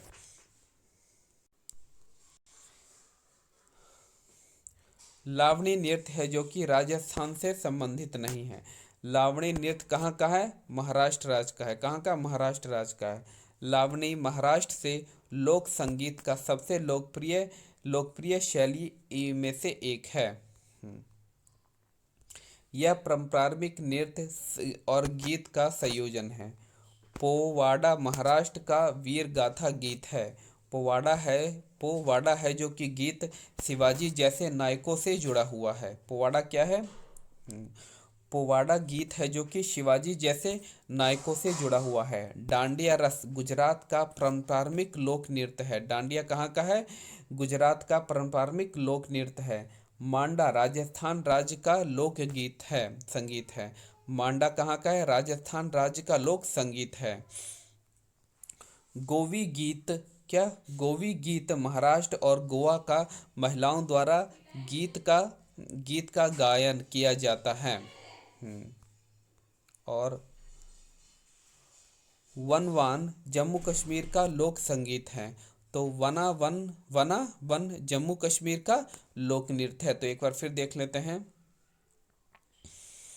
पोवाड़ा महाराष्ट्र का वीर गाथा गीत है। पोवाड़ा गीत शिवाजी जैसे नायकों से जुड़ा हुआ है। डांडिया गुजरात का है। मांडा राजस्थान का लोक संगीत है। और गोवी गीत महाराष्ट्र और गोवा के महिलाओं द्वारा गीत का गायन किया जाता है। और वनावन जम्मू कश्मीर का लोक संगीत है।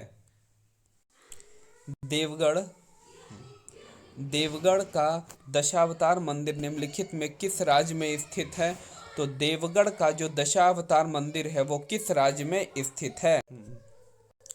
तो देवगढ़ का जो दशावतार मंदिर है वो उत्तर प्रदेश राज्य में स्थित है। कहाँ पर? उत्तर प्रदेश में। तो देवगढ़ का जो दशावतार मंदिर का निर्माण गुप्त काल में करवाया गया था। देवगढ़ का दशावतार मंदिर भारत का प्रथम मंदिर है जिसमें कि गुप्तकालीन मंदिर यानी कि नागर शैली की सभी विशेषताएं प्राप्त होती हैं। ठीक है। देवगढ़ का दशावतार मंदिर विष्णु भगवान को समर्पित है। गुप्तकालीन विष्णु मंदिर को तिगवा मध्य प्रदेश में स्थित है। क्या? गुप्तकालीन विष्णु मंदिर तिगवा मध्य प्रदेश में स्थित है। गुप्तकालीन शिव मंदिर भूमारा मध्य प्रदेश में स्थित है। तो गुप्तकालीन जो विष्णु मंदिर तिगवा है जो मध्य प्रदेश में ही स्थित है, और गुप्तकालीन जो शिव मंदिर है भूमारा वो मध्य प्रदेश में स्थित है।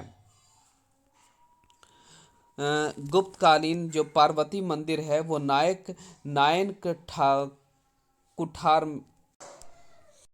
गुप्तकालीन पर्वत मंदिर नायना कुठारा में स्थित है। कहाँ पर? नायना कुठारा। लक्ष्मण मंदिर, ईंटों का मंदिर, भीतर गांव कानपुर में स्थित है। क्या? लक्ष्मण मंदिर है जो ईंटों का मंदिर भीतर गांव कानपुर में स्थित है। उत्तर प्रदेश। इसका आंसर क्या हो जाएगा? उत्तर प्रदेश हो जाएगा। अगला क्वेश्चन है, निम्नलिखित में से किस दर्शन को संख्या प्रणाली की स्थापना का श्रेय जाता है? तो यह हो गया कपिला। क्या? कपिला हो गया। तो कपिला को दर्शन का संख्या प्रणाली की स्थापना का श्रेय जाता है। संख्या दर्शन प्राचीन दार्शनिक संस्थाओं में से एक है। संख्या के दो अर्थ हैं, संख्या एवं साम्यक ज्ञान। संख्या दर्शन से तात्पर्य साम्यक ज्ञान दर्शाने से है। न्याय दर्शन के प्रवक्ता गौतम को माना जाता है और वैशेषिक दर्शन का प्रवक्ता महर्षि कंद मुनि को माना जाता है। अगला है, जब भारत स्वतंत्र हुआ उस समय भारतीय राष्ट्रीय कांग्रेस के अध्यक्ष कौन थे? तो जब भारत स्वतंत्र हुआ उस समय भारतीय राष्ट्रीय कांग्रेस के अध्यक्ष कौन थे? तो ये थे जेवी कृपलानी। कौन थे? जेवी कृपलानी। तो जब भारत स्वतंत्र हुआ उस समय भारतीय राष्ट्रीय कांग्रेस के अध्यक्ष जेवी कृपलानी थे। भारतीय राष्ट्रीय कांग्रेस का पहला अध्यक्ष डब्ल्यू.सी. बनर्जी यानी कि व्योमेश चंद्र बनर्जी थे, जबकि दादा भाई नौरोजी कांग्रेस के दूसरे अध्यक्ष थे। भारतीय राष्ट्रीय कांग्रेस का पहला मुस्लिम अध्यक्ष बदरुद्दीन तैयबजी था। कौन था? बदरुद्दीन तैयबजी। भारतीय राष्ट्रीय कांग्रेस का पहला अंग्रेजी अध्यक्ष जॉर्ज यूले था। कौन था? जॉर्ज यूले था। 1924 में गांधी जी द्वारा भारतीय राष्ट्रीय कांग्रेस की अध्यक्षता बेलगांव कर्नाटक में किया गया था। फैजपुर कांग्रेस अधिवेशन गांव में आयोजित होने वाला पहला अधिवेशन था। जो फैजपुर जो कहाँ गांव में हुआ था महाराष्ट्र के, वो पहला अधिवेशन था। भारतीय राष्ट्रीय कांग्रेस का जो गठन 1885 में एयू होम द्वारा किया गया था। उस समय भारत का वायसराय लॉर्ड डफरिन था। तो अगला है, सिद्धांत शिरोमणि नामक प्राचीन ग्रंथ निम्नलिखित में से किसने लिखा? तो सिद्धांत जो शिरोमणि नामक प्राचीन ग्रंथ है वह किसने लिखा है? तो ये लिखा, सिद्धांत शिरोमणि नामक प्राचीन ग्रंथ भास्कराचार्य ने लिखा है। किसने? भास्कराचार्य ने लिखा है।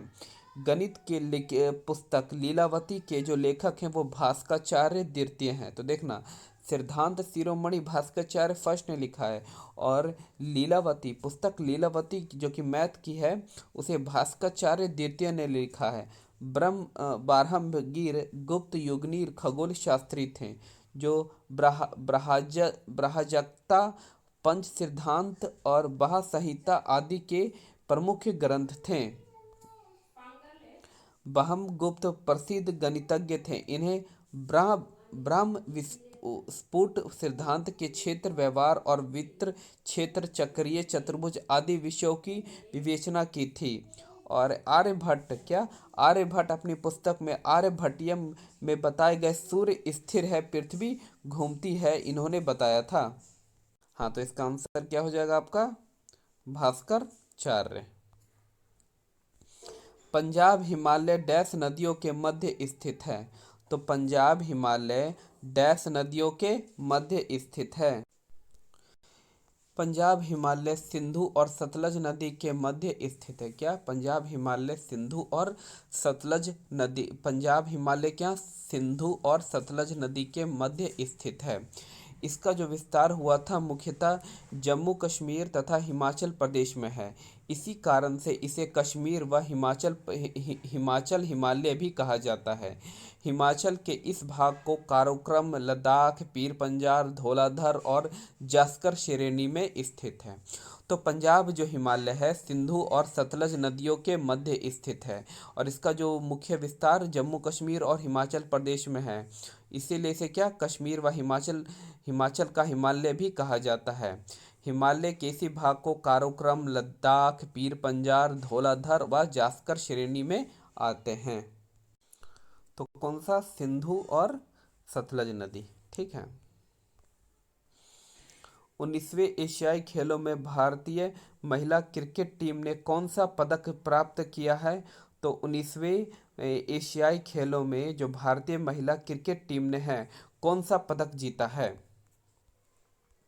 हम्म तो 19वें एशियाई खेल में भारतीय महिला क्रिकेट टीम ने श्रीलंका को हराकर स्वर्ण पदक प्राप्त किया है। क्या? स्वर्ण पदक जीता है। और ये जो हुआ, कब हुआ था? 2023 सितंबर 2000। हाँ। इस प्रकार इस प्रतियोगिता में भारत ने 3 स्वर्ण, 4 रजत और 7 कांस्य पदक, टोटल 14 पदक जीते हैं और 5वें स्थान पर रहा था 26 सितंबर 2023 तक। हम्म इस प्रतियोगिता में भारत ने अपना पहला पदक निशानेबाजी में जीता। एशियाई गेम्स 2023 कहाँ हुआ? चीन के होशांगू में आयोजित किया जा रहा था। और इस प्रतियोगिता में स्वर्ण पदक प्राप्त करने वाले भारतीय महिला क्रिकेट टीम के कप्तान कौन थे? तो हरमनप्रीत कौर थी। कौन थी? हरमनप्रीत कौर थी। बिहार में सोन नदी का प्रवेश किस जिला में से होता है? तो बिहार में सोन नदी का प्रवेश किस जिला से होता है? बक्सर, रोहतास, गया, औरंगाबाद। तो किस में होता है बिहार में सोन नदी का प्रवेश? तो सोन नदी का जो है रोहतास जिला से बिहार में प्रवेश करती है। सोन नदी का उद्गम मध्य प्रदेश के अमरकांट पहाड़ियों से है। सोन नदी गंगा की एक प्रमुख सहायक नदी है। सोन नदी गंगा के दाहिनी ओर से गंगा गंगा में पटना में मिलती है। तो सोन नदी की दाहिनी ओर से गंगा में पटना के निकट मिलती है। अगला क्वेश्चन है, डैश द्वारा फतेहपुर सीकरी को मुगल साम्राज्य की राजधानी के रूप में स्थापित किया गया था। तो किसने, कौन सा मुगल जो राजा था उसने मुगल साम्राज्य की राजधानी फतेहपुर सीकरी बनाया था? तो अकबर द्वारा। क्या? अकबर द्वारा फतेहपुर सीकरी को मुगल साम्राज्य की राजधानी के रूप में स्थापित किया गया था। अकबर ने 1571 ईस्वी में फतेहपुर सीकरी को राजधानी बनाया। और अकबर ने गुजरात विजय अभियान 1572 से 73 के उपलक्ष्य में फतेहपुर सीकरी को बुलंद दरवाजा का भी निर्माण करवाया था। बाबर ने 27 अप्रैल 1526 ईस्वी को अपने आप को भारत का बादशाह घोषित कर भारत में मुगल साम्राज्य की नींव डाली थी। जहांगीर अक्टूबर 1605 में सिंहासन पर बैठा था। 1605 में अकबर मर गया था और 1605 में जहांगीर राज सिंहासन पर बैठा था। अगला है, प्रधानमंत्री सहित मंत्रिपरिषद में मंत्रियों की कुल संख्या लोकसभा के सदस्यों की कुल संख्या के डैश से अधिक नहीं हो सकती है। तो जो मंत्रिपरिषद में है, मंत्रियों की कुल संख्या लोकसभा के सदस्यों के कितने % से अधिक नहीं हो सकती है? तो प्रधानमंत्री सहित मंत्रिपरिषद में मंत्रियों की कुल संख्या लोकसभा के सदस्यों की कुल संख्या का 15% से अधिक नहीं हो सकती है। 51वें संविधान संशोधन अधिनियम 2003 द्वारा यह प्रावधान किया गया था कि लोकसभा और विधानसभा के कुल सदस्यों की 15% से अधिक मंत्रियों की संख्या नहीं हो सकती है। कौन से? 91वें संविधान संशोधन 2003 के तहत किया गया था। मंत्रिपरिषद में मंत्रियों को 3 श्रेणी में बांटा गया है: कैबिनेट, राज्य मंत्री, उप मंत्री। मंत्रिपरिषद एक संवैधानिक निकाय है और इसका वर्णन अनुच्छेद 74 एवं 75 में किया गया है। मंत्रिपरिषद सामूहिक रूप से लोकसभा के प्रति उत्तरदायी होते हैं। मंत्रिपरिषद सामूहिक रूप से किसके प्रति उत्तरदायी होते हैं? तो लोकसभा के प्रति उत्तरदायी होते हैं। तो सिकंदर की मृत्यु के बाद चंद्रगुप्त मौर्य द्वारा पराजित सिकंदर के सेनापति का नाम क्या था? तो ये था सेल्यूकस निकेटर। सिकंदर की मृत्यु के बाद सेल्यूकस निकेटर जो से चंद्रगुप्त मौर्य से लड़ा था और हार गया था। तो सिकंदर की मृत्यु के पश्चात चंद्रगुप्त मौर्य द्वारा पराजित सेनापति कौन था? सेल्यूकस निकेटर था। चंद्रगुप्त मौर्य ने 305 ईस्वी में सेल्यूकस निकेटर को हराया। सेल्यूकस निकेटर ने अपनी पुत्री कॉर्नेलिया की शादी सिकंदर चंद्रगुप्त मौर्य से की थी। और सेल्यूकस निकेटर ने काबुल, कंधार, हेरात तथा मकराना चंद्रगुप्त मौर्य को दिया था। सेल्यूकस निकेटर को राजदूत मेगास्थनीज था। मेगास्थनीज चंद्रगुप्त मौर्य के दरबार में रहता था। चंद्रगुप्त मौर्य और सेल्यूकस निकेटर के बीच हुए युद्ध का वर्णन एम्पियानस में किया गया है। प्लू प्लू प्लूटार्क के अनुसार चंद्रगुप्त ने सेल्यूकस को 500 हाथी उपहार में दिए थे। तो अगला क्वेश्चन है, भारतीय संविधान का 15वां भाग निम्नलिखित में से किससे संबंधित है? तो भारतीय संविधान का जो 15वां भाग है निम्नलिखित में से किससे संबंधित है? तो भारतीय संविधान का 15वां भाग निर्वाचन से संबंधित है। किसे? निर्वाचन से संबंधित है। भारतीय संविधान के अनुच्छेद 324 और 329 तक निर्वाचन से संबंधित है। अनुच्छेद 324 में निर्वाचन आयोग से संबंधित है। निर्वाचन आयोग एक संवैधानिक निकाय है। मुख्य निर्वाचन आयुक्त एक अन्य निर्वाचन आयुक्त की नियुक्ति राष्ट्रपति द्वारा की जाती है, जिनका कार्यकाल 6 वर्ष या 65 वर्ष की आयु तक होता है। भारतीय संविधान के भाग 20 के में 368 अनुच्छेद संविधान संशोधन के बारे में है। भाग 18 में क्या है? तो आपातकालीन प्रावधान से संबंधित है, अनुच्छेद 352 से 360 तक। तो इसमें क्या हो जाएगा? आपातकालीन। कौन सा? आपातकालीन। कोरोमंडल का मैदान भारत की किस दिशा में है? जो कोरोमंडल का जो मैदान है भारत के किस दिशा में है? पूर्व, पश्चिम, उत्तर, दक्षिण। तो कोरोमंडल का जो मैदान है भारत के दक्षिण दिशा में अवस्थित है। कहाँ पर? दक्षिण दिशा में। कोरोमंडल का जो तट है मुख्यतः विस्तार 22,800 वर्ग किलोमीटर के क्षेत्र तक फैला हुआ है। तमिलनाडु के पूर्वी भाग मुख्यतः कोरोमंडल तट के अंतर्गत आता है। कन्याकुमारी से कृष्णा डेल्टा तक का तट कोरोमंडल तट कहा जाता है और कृष्णा डेल्टा से गोदावरी डेल्टा तक के तट को गोलकोंडा तट भी कहा जाता है। गोदावरी डेल्टा से लेकर उत्तरी तटीय भाग और उत्तरी सरकार या काकीनाडा तट कहलाता है। गोदावरी डेल्टा से लेकर उत्तरी भाग यानी कि उत्तरी सरकार या काकीनाडा तट कहलाता है। मंगलुरु से कन्याकुमारी तक का तटीय क्षेत्र को मालाबार तट कहा जाता है। मंगलुरु से क्या? कन्याकुमारी तट को क्या कहते हैं? मालाबार तट कहते हैं। कौन सा हो जाएगा? ए। आंसर इसका क्या हो जाएगा? ए हो जाएगा। अगला क्वेश्चन है, किस राज्य का एक प्रसिद्ध लोक नृत्य दुमहल है? तो किस राज्य का एक प्रसिद्ध जो लोक नृत्य है वो दुमहल है? तो जम्मू और कश्मीर राज्य का एक प्रसिद्ध लोक नृत्य दुमहल है। दुमहल नृत्य जम्मू और कश्मीर के राउफ जनजाति द्वारा किया जाता है। जम्मू कश्मीर का मुख्य लोक नृत्य हिक्कत, मदंजस, कुददांडी नाच और दामिला आदि है। तो जम्मू कश्मीर का जो लोक नृत्य है ये 4 है, हिक्कात, मदंजस, कुददांडी नाच और दामिली। तो इसका आंसर क्या हो जाएगा? बी, जम्मू कश्मीर। भारत के किस पंचवर्षीय योजना में प्राथमिकता को विकास से हटाकर प्रतिरक्षा की ओर केंद्रित किया था? तो भारत की किस पंचवर्षीय योजना में प्राथमिकता को विकास से हटाकर प्रतिरक्षा की ओर केंद्रित किया था? तो ये कौन सी पंचवर्षीय योजना थी? तो ये था भारत की तीसरी पंचवर्षीय योजना।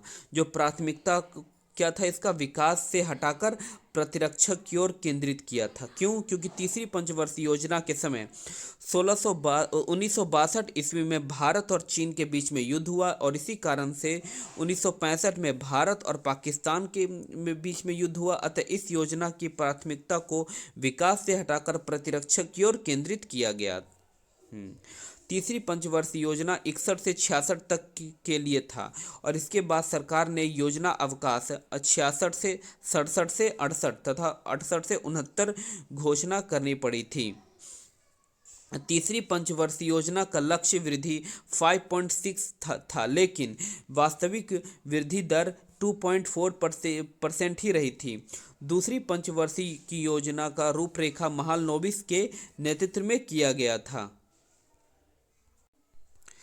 नए संसद भवन में प्रस्तुत महिला आरक्षण विधेयक नारी शक्ति वंदना अधिनियम के अंतर्गत महिलाओं के लिए कितने प्रतिशत आरक्षण का प्रावधान किया गया है? तो 33%। तो नए संसद भवन में प्रस्तुत महिला आरक्षण विधेयक नारी शक्ति वंदना अधिनियम के तहत महिलाओं के लिए कितने प्रतिशत आरक्षण का प्रावधान किया गया है? तो 33%। तो नए संसद भवन में प्रस्तुत महिला आरक्षण विधेयक नारी शक्ति वंदना अधिनियम के तहत महिलाओं के लिए 33% आरक्षण का प्रावधान किया गया है। और 128वें संविधान संशोधन विधेयक के अंतर्गत जब यह विधेयक संसद के दोनों सदनों में पास होने के बाद अधिनियम यानी कि कानून का दर्जा प्राप्त कर लेगा, तब लोकसभा और विधानसभा में महिलाओं को 1/3 सीट पर आरक्षण प्रदान किया जाएगा। यह विधेयक लोकसभा में 254/2 के बहुमत से तथा राज्यसभा में 214/0 के बहुमत से पास हो गया है। अब इस बिल पर राष्ट्रपति के हस्ताक्षर के बाद यह कानून बन जाएगा, जो कि कानून बन चुका है। अगला है, स्वतंत्र भारत के प्रथम मंत्रिमंडल के संदर्भ में निम्नलिखित में से कौन सा युग्म सुमेलित है? राजेंद्र प्रसाद वर्जीय मंत्री थे। श्याम प्रसाद मुखर्जी उद्योग एवं आपूर्ति मंत्री थे। राजकुमारी अमृता कौर शिक्षा मंत्री थी और मौलाना अबुल कलाम आज़ाद वित्त मंत्री थे। तो इसमें कौन सा सही है? हाँ, तो इसमें स्वतंत्र भारत के प्रथम मंत्री के संदर्भ में श्याम प्रसाद मुखर्जी उद्योग एवं आपूर्ति मंत्री थे। बाकी सब गलत है, बस यही ठीक है। तो देख लेते हैं उन सबको क्या मंत्रालय मिला था। तो जवाहरलाल नेहरू थे हमारे प्रधानमंत्री, राष्ट्रमंडल के विदेश मंत्री मामले तथा वैज्ञानिक संशोधन इन्हीं के पास थे। और सरदार वल्लभ भाई पटेल गृह मंत्री थे, सूचना एवं प्रसारण मंत्री भी थे और राज्यों के मामले इन्हीं के पास थे। डॉक्टर राजेंद्र प्रसाद थे खाद्य एवं कृषि मंत्री राजेंद्र प्रसाद। मौलाना अब्बुल कलाम आज़ाद के पास था शिक्षा मंत्रालय। डॉक्टर जॉन मथाई थे रेलवे और परिवहन मंत्री। आर के पशमुखम शेट्टी थे वित्त मंत्री। डॉक्टर भीमराव अंबेडकर थे विधि मंत्री। सरदार बलदेव सिंह थे रक्षा मंत्री और राजकुमारी अमृता कौर थी स्वास्थ्य मंत्री। आपके CH भाभा थे वर्जीय मंत्री और रफ़ीक अहमद किदवाई थे संचार मंत्री। अगला है, नरहार विष्णु गाडगिल थे कार्य खान और ऊर्जा मंत्री। जगजीवन राम थे श्रम मंत्री। कौन सा संविधान भारतीय संविधान की 7वीं अनुसूची में राज्य सूची में शामिल मामला है? तो निम्नलिखित में कौन सा भारतीय संविधान की 7वीं अनुसूची में राज्य सूची में शामिल मामला है?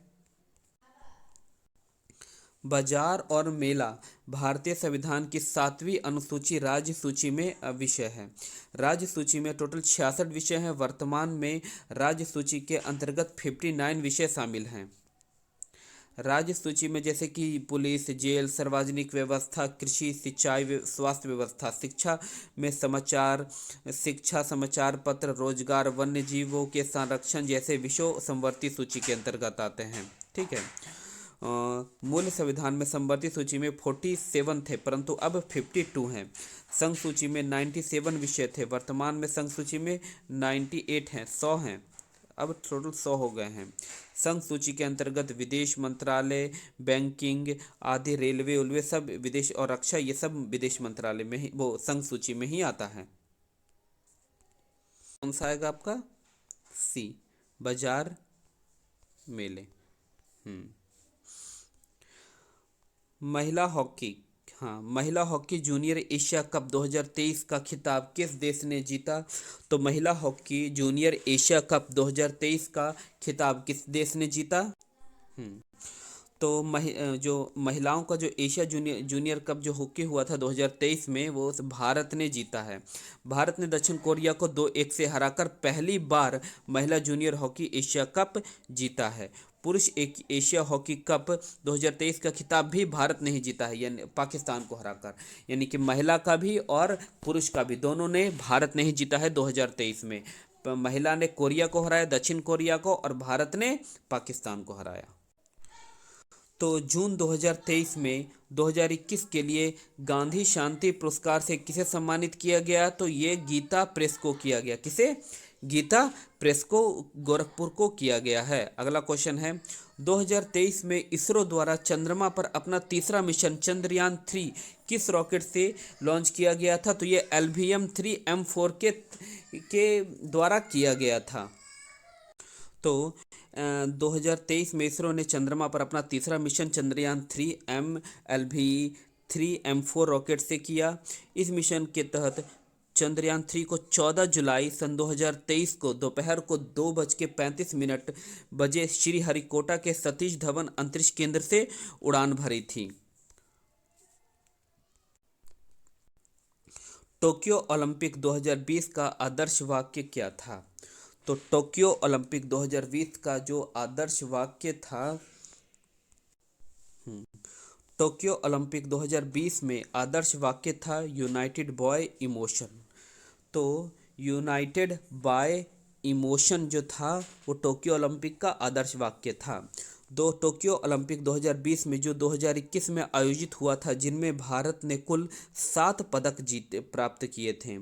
अगला 2024 वाला आयोजित पेरिस फ्रांस में किया जाएगा। महिला उद्यमिता दिवस प्रति वर्ष कब मनाया जाता है? तो महिला उद्यमिता दिवस से प्रति वर्ष कब मनाया जाता है?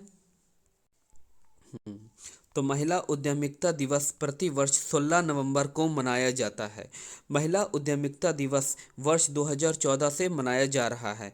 महिला उद्यमिता दिवस पेट पैनियार एनिमल फेयर मीडिया के संस्थापक और Ellis island medal of the honour प्राप्तकर्ता वेंडी डायमंड द्वारा स्थापित और क्रियान्वित किया गया था। तो ये क्या हो जाएगा? 19 नवंबर हो जाएगा। क्या? 19 नवंबर हो जाएगा। अगला है, ऑक्सीजन के एक अणु का द्रव्यमान कितना होता है? तो ऑक्सीजन के एक अणु का जो द्रव्यमान होता है वो होता है कितना? 32 ग्राम। CO2 का मान कितना होता है? 32 ग्राम। एक मॉलिक्यूल का 32 ग्राम होता है। एक एवोगैड्रो संख्या का मान 6.022 × 1022 एटम या मॉलिक्यूल्स होता है। अब यहाँ पर कौन सा हो जाएगा आपका? 32 ग्राम बी हो जाएगा आंसर। अगला है, अणुओं की गतिज ऊर्जा का बढ़ता हुआ क्रम क्या है? तो सबसे ज़्यादा तो गैस का होता है, फिर द्रव का, फिर ठोस का, तो ए हो जाएगा। किस अम्ल के एकत्रित होने से मांसपेशियों में थकान हो जाती है? तो लैक्टिक अम्ल। कौन सा? लैक्टिक अम्ल हो जाता है। अगला है, विसर्जन नली में कैथोड किरणों को उत्पन्न करने के लिए कौन सा वायुदाब सही है?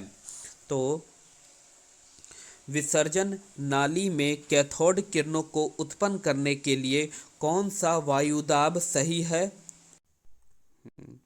तो कांच की एक विसर्जन नली में एक गैस को 0.001 mmH दाब पर भरकर उच्च वोल्टता की विद्युत धारा प्रभावित करने पर विसर्जन नली के कैथोड से अदृश्य किरणें उत्सर्जित होती है जो एनोड की ओर चलती है और विसर्जन नाली में कैथोड के सामने कांच की दीवारों पर हरे रंग की प्रदीप्ति उत्पन्न करती है। आपके एक्टिनाइड श्रेणी में 14 तत्व हैं। निम्नलिखित में कौन सा तत्व है जो कि इस श्रेणी में नहीं आता है? एक्टिनाइड श्रेणी में 14 तत्व हैं, जिसमें से टीएम तत्व वाले श्रेणी का सदस्य नहीं है। टीएम मतलब होता है थोलियम। ये एक लेंथेनाइड तत्व है। क्या है? एक लेंथेनाइड तत्व। लेंथेनाइड जो होता है भारी मिश्र धातु कहा जाता है, जबकि एक्टिनाइड को रेडियो सक्रिय तत्व कहा जाता है। NaCl के घोल में लवण का सांद्र मिलाने पर निम्नलिखित में किस गुण का धर्म का परिवर्तित न होने की आशा करेगा? तो NaCl के घोल में लवण की सांद्रता बढ़ाने पर अपवर्तनांक गुण ध्रुव के परिवर्तन न होने की आशा करेगा। NaCl के घोल में लवण की सांद्रता बढ़ाने से pH का मान और बढ़ जाएगा। ताप बढ़ाने पर सामान्यतः अपवर्तनांक घटता है।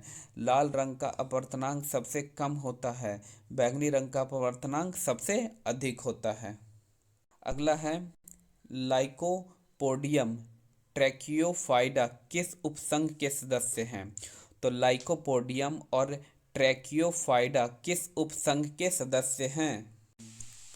लाइक लाइकोपोडियम उपसंघ और लाइकोपोडियम का सदस्य है। क्या है? लाइकोपोडिसाडा का सदस्य है। लाइकोपोडियम को हिंदी में नागावेली कहा जाता है। यह एक आकर्षक पौधा है। क्या है? एक आकर्षक पौधा है।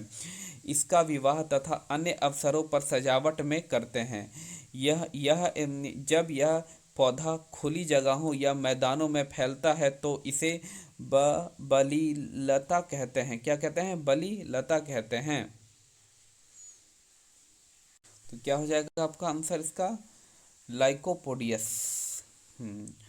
दमा मानव शरीर के डैश का विकारक है। किसका? श्वसन तंत्र का। किसका? श्वसन तंत्र का विकार है। तो ये तो कौन सा वर्ग आहार श्रृंखला का घटक नहीं होता है? आहार श्रृंखला का घटक कौन सा नहीं है? ये आपका लवक, मानव, मछली, टिंडा ये वाला, और आपका भेड़िया, घास, सांप, बाघ ये वाला नहीं होगा। अगला है एंटीबायोटिक्स के बारे में निम्नलिखित में कौन सा कथन सत्य नहीं है? तो कौन सा नहीं है? तो एंटीबायोटिक विषाणुओं को विरुद्ध प्रभावित नहीं होते हैं, तो ठीक है। एंटीबायोटिक जुखाम एवं फ्लू में प्रभावित नहीं होते हैं, ये भी ठीक है। एंटीबायोटिक दुष्प्रभावों चेचक, फलेरिया, डिप्थीरिया में शामिल होते हैं, तो ये कथन सही नहीं है। यदि एक आनुवांशिक रोग लक्षण पररूपी सामान्य किंतु वाहक मादा से कुछ नर संतति में स्थानांतरित होता है तो रोग कौन सा होगा? ये आपका हो जाएगा लिंग संलयन अप्रभावित। लिंग संलयन अप्रभावित। तो HIV का इलाज नहीं होने पर डैश हो सकता है।